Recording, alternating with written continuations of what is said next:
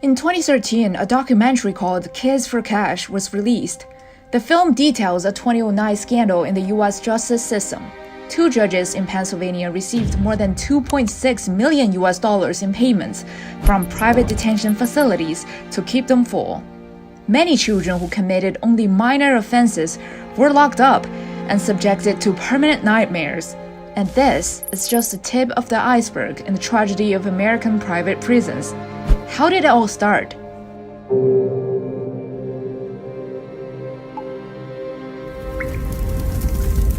Private prisons are widespread in the US, in Montana and New Mexico. Inmates in private prisons now even account for more than 30% of the state's total incarcerated population.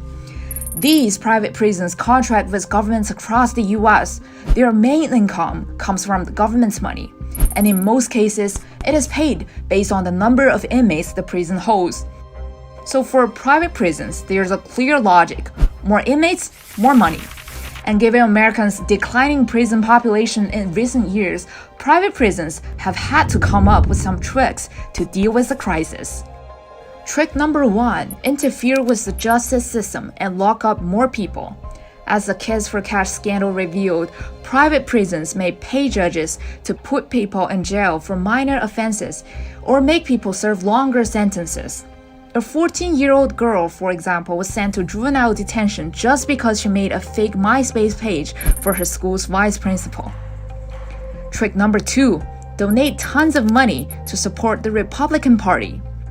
Private prison companies have long been loyal founders of America's Republican Party.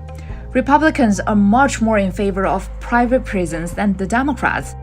GEO Group and CoreCivic, America's two leading private prison operators, together have given tens of millions of dollars to Republicans, far more than they have to Democrats. Trick number 3: advocate a crackdown on undocumented immigration. The Trump administration's aggressive crackdown on undocumented immigration has resulted in a large number of them being held in detention centers. As more immigrants without legal permission are locked up, these companies are reaping the benefits. As well as putting more people behind the bars, private prisons are likely to reduce operating costs to maximize profit. This has led to chaotic management of private prisons and poor living conditions for inmates there. When more people face longer sentences, when human rights are less guaranteed, and when the system fails to rehabilitate people, the tragic cycle of private prisons can only be broken by strong policies. But when some American politicians have long been funded by these private prison companies, will they agree? It seems unlikely.